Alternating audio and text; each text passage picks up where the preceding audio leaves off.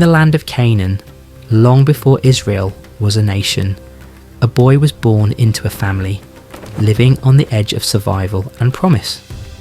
This land was not united. Canaan was divided into many cities, each ruled by its own local king. There was no central authority, only fragile alliances and constant threat. Families like Joseph's lived as nomads. They dwelled in tents, moving with the seasons. Their wealth was not measured in gold or silver, but in livestock, sheep, goats, and cattle. Shepherding was a full-time and dangerous occupation. Men spent long days in open fields, guarding flocks from wild animals, raiders, and famine. Survival depended on rainfall. If the rains failed, hunger followed. To the south stood Egypt, a mighty superpower, stable, wealthy, organised. While small families struggled to endure in Canaan, Egypt flourished with abundance. And to the east lay the great Mesopotamian kingdoms, powerful civilizations shaping the world beyond the desert. In this uncertain world, family was everything. Unity meant survival. Joseph was the son of Jacob, also called Israel, and Joseph was not an ordinary son. He was born to Jacob in his old age. His mother Rachel, the woman Jacob loved most, had been barren for many years. Her long-awaited son became a living miracle. Later, Rachel would die giving birth to her second son Benjamin, and in her absence, Joseph became even more precious to his father. Jacob loved Joseph more than all his other sons, and he did not hide it. Jacob showed his favoritism openly. He gave Joseph a special robe, often translated as a coat of many colours. It was not a worker's garment. It was a long-sleeved, ornamental robe, the kind worn by nobility. It symbolised authority, favour, and possibly leadership. It marked Joseph as set apart. Joseph lived among his brothers. He worked with them, walked beside them, shared the same tents, the same fields, the same meals. But he was different. His brothers saw the robe. They saw the favour. They felt the injustice. And jealousy took root. Look at him. He walks like a king. Who does he think he is? The scripture tells us they hated him and could not speak peaceably to him. In a world where family unity meant survival, this hatred was dangerous. Joseph was only 17 years old, young, favoured, and unaware that his life was about to change forever. Because in this land of tents and kings, God was already writing a story far greater than Joseph could imagine.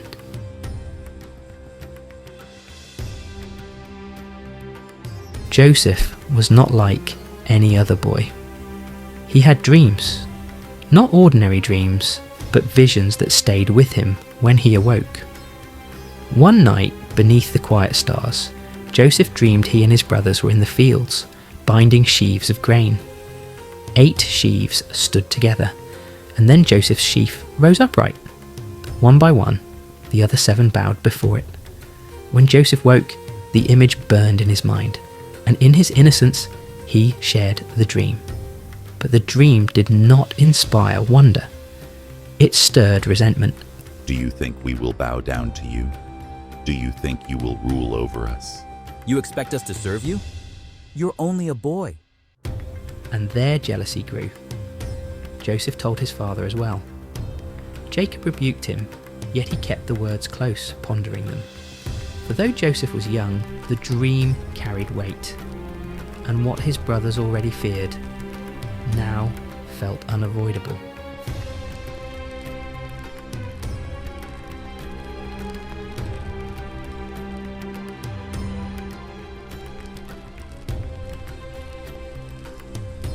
Joseph's brothers had gone far from home.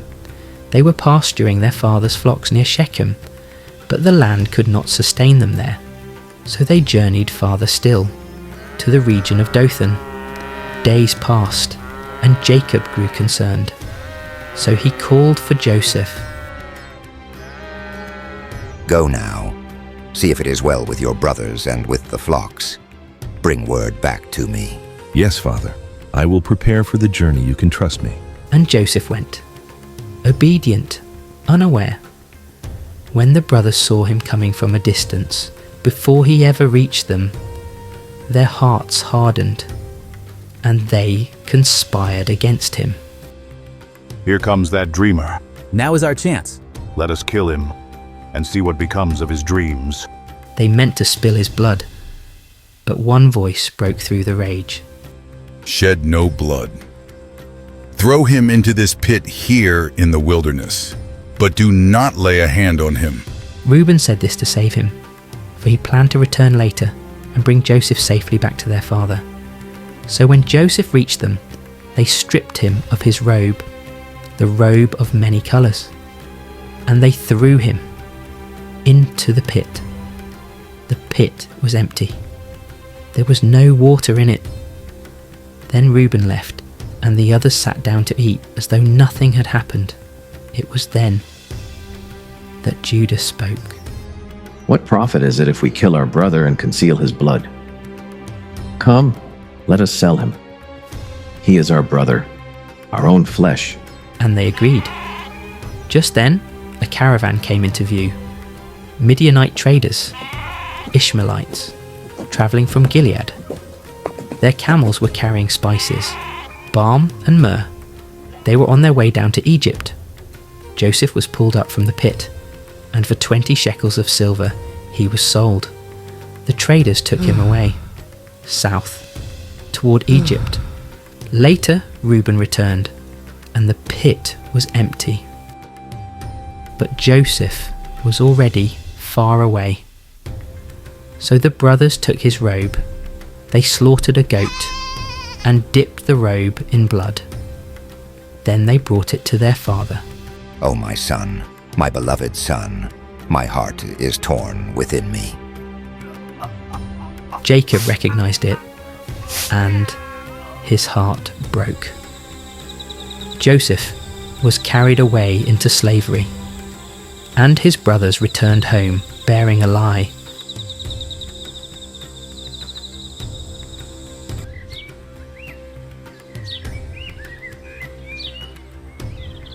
As the sun rose over the land near Egypt, Joseph felt utterly alone. He was confused, afraid. His heart ached for his father, for home, for everything he had lost.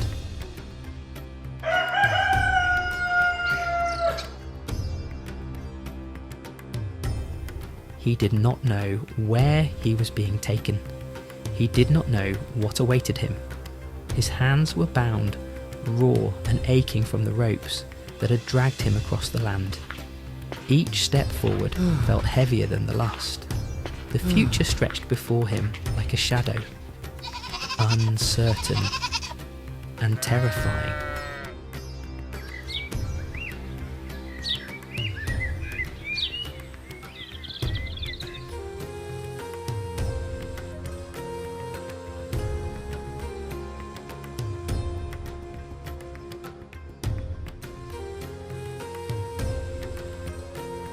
Joseph was brought into Egypt, carried through its outer courts and trading places, where lives were bought and sold without mercy or pause.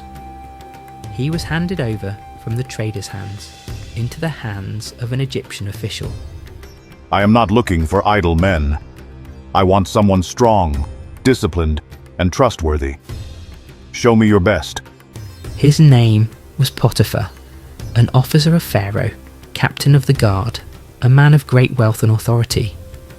Potiphar was part of Pharaoh's inner power, trusted, feared, and respected. And it was to this man that Joseph was sold. Taken from everything he had known, Joseph was brought into Potiphar's household, not as a son, but as a servant. He would live within the walls of this great house, rising early, serving faithfully, learning the ways of a foreign land. He was far from home, far from his father. Yet though Joseph did not know it, he had not been abandoned, for even there, in the house of an Egyptian officer, the Lord was with Joseph, and even in a foreign land, even as a servant in another man's house, Joseph began to prosper. Day by day, everything he touched flourished. His work was careful, his spirit was steady, his hands were faithful, and Potiphar, his master, an officer of Pharaoh, saw it. He could not deny it. The favour of God was upon this young man. The blessing did not rest on Joseph alone. It spread through the household, through the rooms, the servants, the fields, and the storehouses. Because of Joseph, the house of Potiphar was blessed. So Joseph found favour in his master's sight, and Potiphar entrusted him with more, and then with everything. He placed Joseph over his entire household. All that he owned, he placed under Joseph's care. From that moment on, Potiphar concerned himself with nothing except the food he ate. Once again, Joseph was rising, but even in blessing, another test was drawing near. Joseph, Yes, my lady? you manage the household well. Thank you. How may I help? Bring me some water. I will fetch it immediately, my lady. Yes, my lady. I brought the water you asked for. Come in, boy, come join me. Join you? Joseph, you very handsome, come lie with me.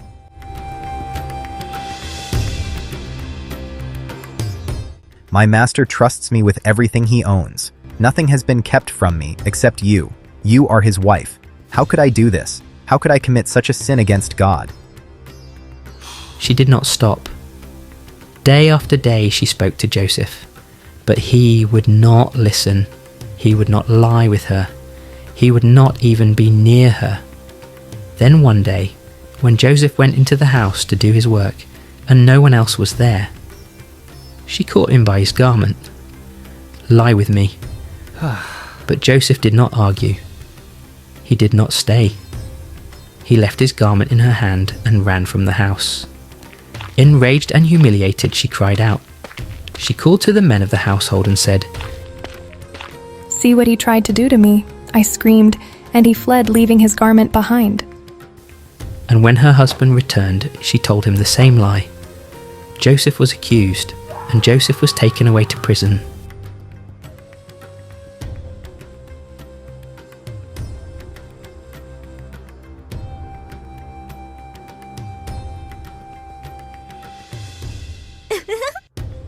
Joseph was not thrown into just any prison. He was taken to the place where Pharaoh's prisoners were kept, the royal prison. Yet even there, God was with him. The Lord surrounded Joseph with his favour, strengthened him, and showed him steadfast love. Joseph was not broken. He was not forgotten. The keeper of the prison saw that the Lord was with him, and he placed all the prisoners under Joseph's care. Joseph was given responsibility. He was trusted. Whatever needed to be done in the prison, Joseph did it. And the keeper of the prison paid no attention to anything that was in Joseph's charge, because the Lord was with him and gave him success in everything he did. And there, behind stone walls and iron gates, the hand of God was still at work. 2 men of Pharaoh's court were brought into the prison, the cupbearer and the baker. Both had fallen from favour. Both were troubled, and both dreamed dreams they could not understand. When Joseph saw their faces, he asked them, Why do you look so troubled today? We had dreams last night, and there is no one to interpret them? Do not interpretations belong to God? Please, tell me your dreams. In the depths of the prison, God was still speaking, and Joseph was listening.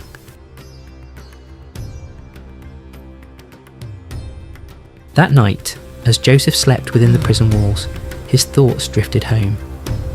He dreamed of his father, of the fields of Canaan, of a life before betrayal and chains. He remembered the pit, the long road, the silence of the prison. Yet even there, Joseph felt the presence of God. The Lord had not left him. God was still with him, quietly, faithfully, unmistakably. When morning came, Joseph rose. Once again, he came upon the cupbearer and the baker, men still troubled by the dreams they had shared. Joseph looked at them and said again, Now tell me your dreams. In my dream, I saw a vine before me. On the vine were 3 branches. As soon as it budded, it blossomed, and its clusters ripened into grapes. Pharaoh's cup was in my hand. I took the grapes, pressed them into the cup, and placed the cup back into Pharaoh's hand.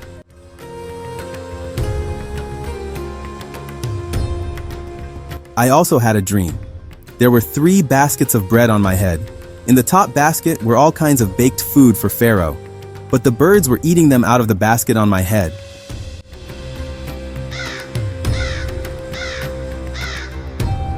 Joseph fell silent. He did not answer at once. He lifted his eyes and reflected. For he knew wisdom does not come from man, but from God alone. The 3 branches are 3 days. In 3 days, Pharaoh will lift up your head and restore you to your position. You will place the cup back into Pharaoh's hand, just as you did before.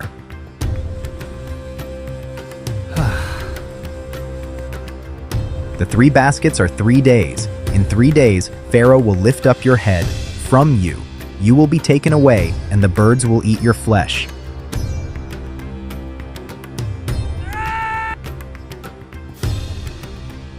Joseph spoke quietly to the cupbearer. When you return to Pharaoh, please remember me. I have done nothing wrong, yet I remain here. If you can, speak for me, so I may be freed. Just as Joseph had said, the dreams came to pass. The cupbearer was restored to his place, standing once again before Pharaoh. But the baker's fate was far darker. He was taken away, and his life was ended, just as the dream had foretold. Yet the cupbearer forgot Joseph. The prison doors remained closed. Days turned into months, months into years. For 2 long years, Joseph remained in the prison. And still, the Lord was with him. He worked faithfully. He served diligently. He carried himself with integrity, even when no one was watching. In the quiet moments, Joseph remembered the dreams of his youth, the sheaves of grain, bowing to one. He did not understand them yet, but he held on to God's promise. Though he longed to be free, though he missed his father, though the waiting was painful, Joseph trusted that God was still at work, even in the silence, even in the waiting. While Joseph knelt in the quiet of the prison, praying beneath the morning light, events were unfolding far beyond those stone walls. In Egypt, Pharaoh, ruler of the greatest kingdom on earth, was troubled. Night after night, the same dreams returned to him, vivid and unsettling, refusing to leave his mind. In his first dream, Pharaoh stood beside the Nile River. From the water rose 7 healthy cows, strong and well-fed, grazing peacefully along the riverbank. But then, from the same waters, came 7 other cows, gaunt, sickly, and thin. And before Pharaoh could react, the thin cows lunged forward and devoured the healthy ones. Yet even after consuming them, they remained thin and wasted, as though nothing had satisfied them. Pharaoh awoke, shaken. But sleep came again, and so did another dream. This time he saw 7 full, healthy heads of grain growing strong on a single stalk. Then suddenly, 7 scorched heads appeared, thin, shriveled, and burned by the east wind. And once again, the weak overtook the strong, the thin heads swallowing the full ones whole. Pharaoh awoke in distress. Morning came, but the dreams would not release him. He summoned every magician, every wise man, every interpreter in Egypt, demanding answers. He told them his dreams again and again, but no one could explain them. Their words were empty. Their wisdom failed. And Pharaoh, king of Egypt, grew increasingly frustrated. For though he ruled nations and commanded armies, he could not command understanding. The dreams haunted him, and the meaning remained hidden. Unbeknownst to Pharaoh, and unseen by all, the answer to his unrest was already waiting, quietly, faithfully, in a prison cell. One day, as the cupbearer went about his duties, he felt the tension that hung heavy in Pharaoh's palace. The dreams still haunted the king. No answer had been found, no peace had come. And suddenly, the memory struck him. A Hebrew prisoner, a young man in chains, a man who had spoken with calm certainty. The cupbearer remembered Joseph, how he had interpreted his dream, and how every word had come true. Without delay, he ran to Pharaoh and told him the story. Pharaoh listened, and Pharaoh summoned Joseph. Brought swiftly from the prison, Joseph stood before the most powerful man in the world. Pharaoh told him the dreams. Joseph did not rush to speak. He paused. He bowed his head, and quietly he prayed. Then understanding came. These dreams are one and the same. God is showing you what he is about to do. The 7 healthy cows and the 7 full heads of grain represent 7 years of great abundance coming to Egypt. The land will flourish. The harvest will be rich beyond measure. But the 7 gaunt cows and the 7 withered heads of grain stand for 7 years of severe famine that will follow. The famine will be so great that the years of abundance will be forgotten. The reason the dream was given twice is because the matter has been firmly decided by God, and it will happen soon.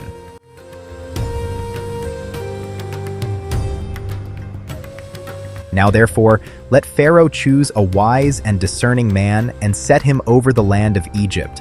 Let overseers be appointed to store 1/5 of the harvest during the 7 good years. Let food be gathered and kept in cities so the land may survive the famine.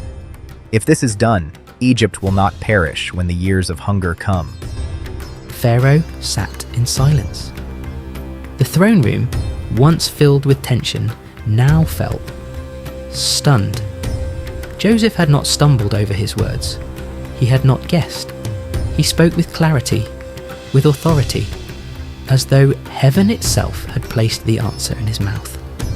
Pharaoh's eyes narrowed, studying him. This was not the confidence of a prisoner. This was the wisdom of a man marked by God. And then Pharaoh spoke. This is no ordinary man. Can we find anyone like him, a man in whom the Spirit of God dwells? The room shifted. The wise men had failed. The magicians had fallen silent. But Joseph had brought light. Pharaoh rose slightly from his throne and declared, Enough. Listen to me, all of you. None of you could tell me what my dreams meant, but this man did. Joseph, since God has shown you the meaning of these dreams, there is no one in all Egypt as wise and discerning as you. Can we find anyone like this, a man with the Spirit of God upon him? From this moment on, you will be over my house. All my people will obey your command. I appoint you today as ruler over this land.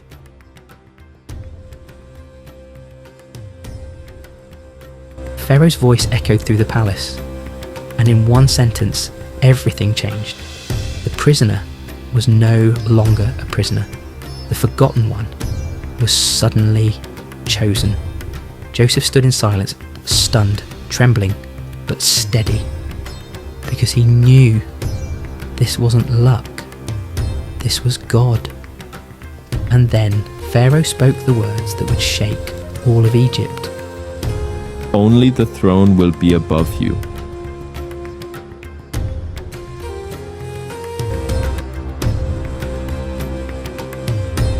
In one sentence, Joseph's chains fell off. not because a guard unlocked them, but because a king spoke.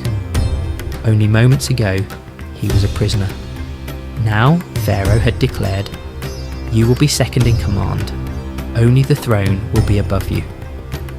And the entire palace stood still as Joseph stepped into the destiny God had written long before he ever saw Egypt. Then Pharaoh rose, and he did not hesitate. He took the royal signet ring from his own hand and placed it into Joseph's. He dressed him in fine linen, clothing fit for honour. He placed a gold chain around his neck, a symbol that Egypt would recognise. And then Joseph was led out, not in chains, but in a chariot, the second chariot of Egypt.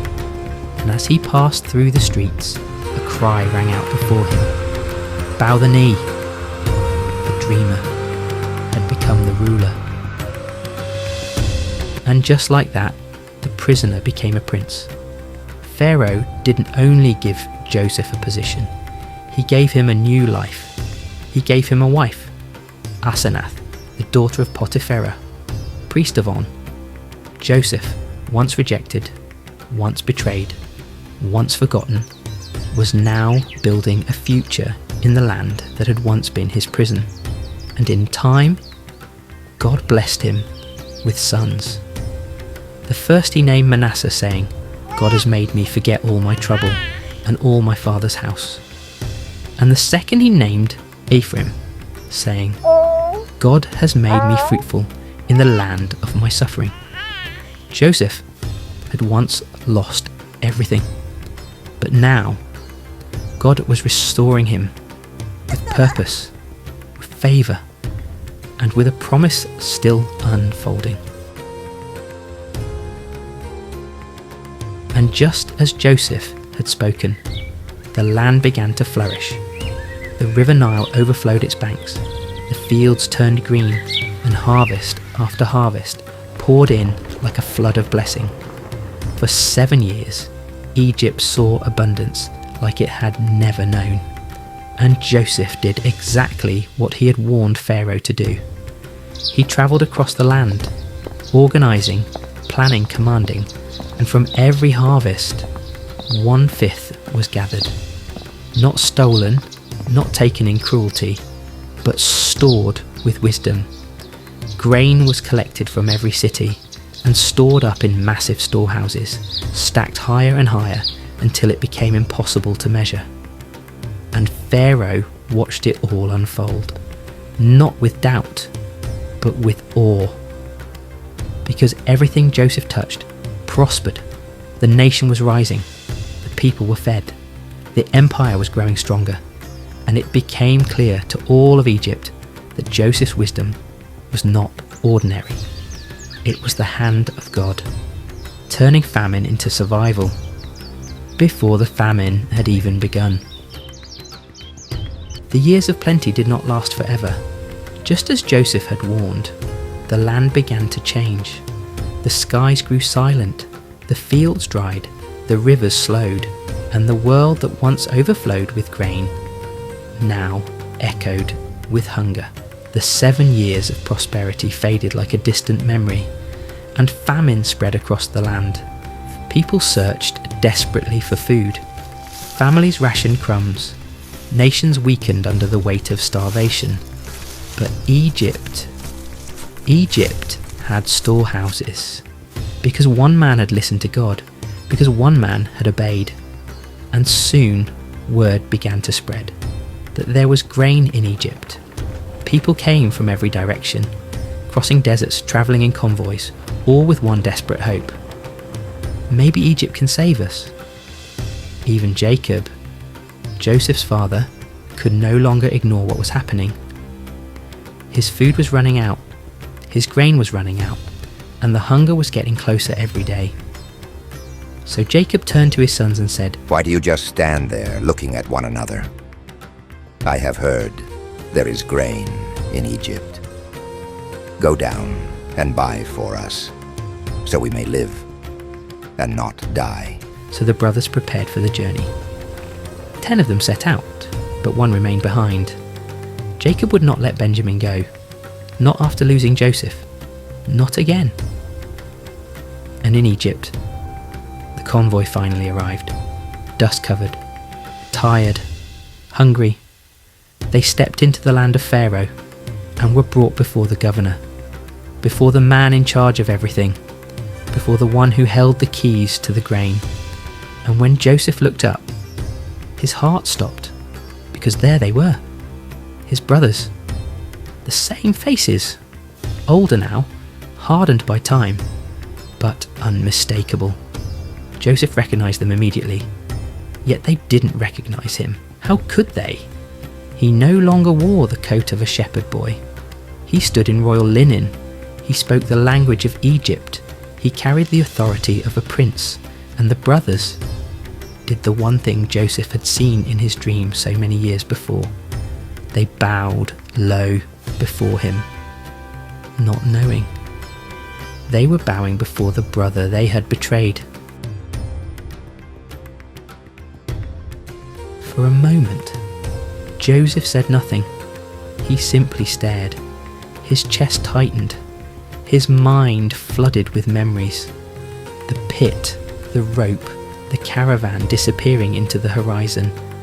And now, here they were, standing in front of him, asking him for mercy. Joseph's face remained calm, but inside, his soul trembled. He had waited years for this moment, and yet, he wasn't ready for the ache that came with it. Where do you come from? From the land of Canaan to buy food. Joseph narrowed his eyes, not because he didn't know, but because he needed to test them. He needed to know. Had they changed, or were they still the same men, who could betray their own brother without flinching? If you are honest, then tell me, how many of you are there? We are 12 brothers, sons of one father. The youngest is with our father, and one is gone. One is gone. Joseph's breath caught so sharply, he almost showed it. Gone. That's what they believed. That's what they told their father. That he was gone. But Joseph didn't move. He didn't blink. He didn't let them see the storm behind his eyes. No, you are spies, and this is how you will prove your words. You will not leave Egypt unless you bring your youngest brother to me. Joseph's heart clenched. So Benjamin was still alive, still safe, still with Jacob. Joseph kept his face cold, but his thoughts were breaking. One of you will go back and the rest will stay here. Take them. To our father, he will never allow it. He is all he has left. Joseph's heart clenched. All he has left. So Benjamin was still alive. For 3 days, the brothers sat behind stone walls, and fear became their companion. No food, no answers, no control. On the 3rd day, Joseph returned. He looked at them, 10 men, trembling in front of him. Joseph stepped closer. His eyes scanned them, and then he made his choice. Simeon. Guards grabbed him. Ropes tightened. Simeon was bound in front of their eyes. Joseph's face remained still, but his heart was tearing. Because even now, even after everything, he didn't truly want to hurt them. He just needed the truth. As the brothers were led away, Joseph turned to his servants quietly. A test and a gift.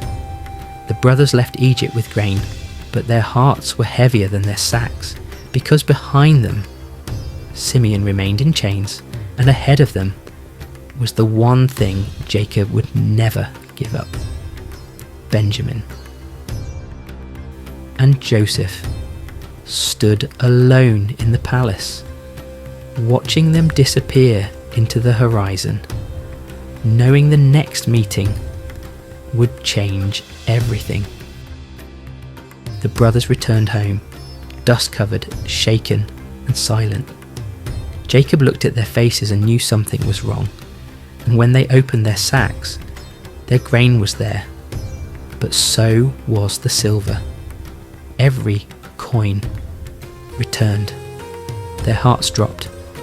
They tried to explain everything. The governor of Egypt, the harsh questions, and the brother who was taken and left behind.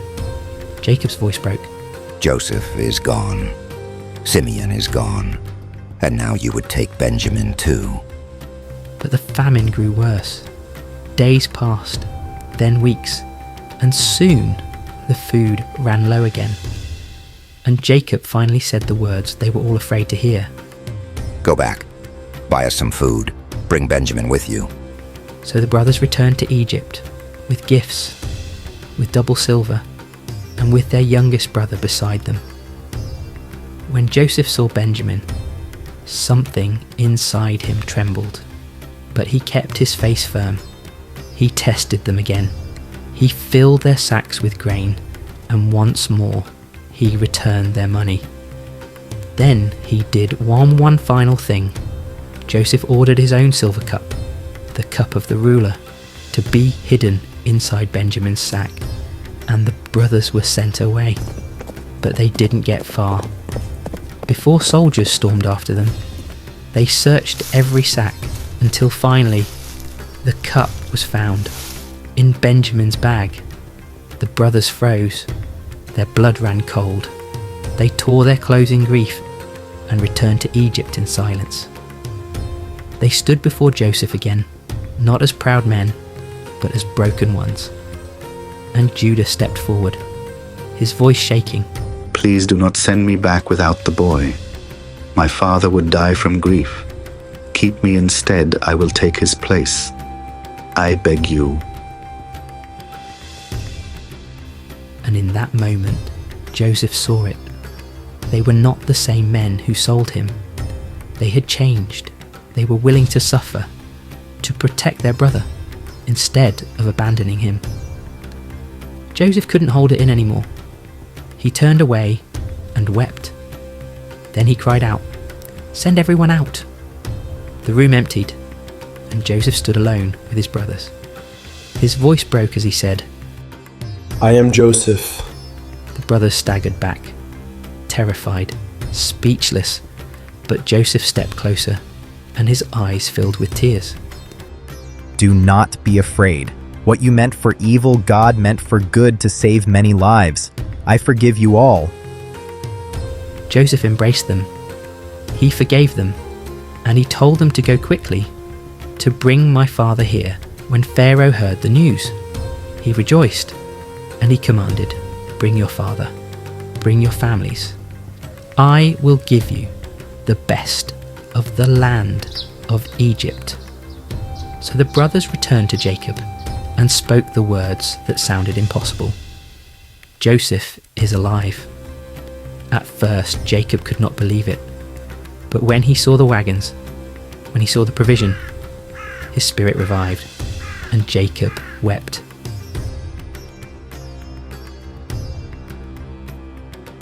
My son is still alive. I will go and see him before I die. And so the family of Jacob came into Egypt, not as slaves, but as guests, not as strangers, but as protected. And what was meant to destroy them, God used to preserve them.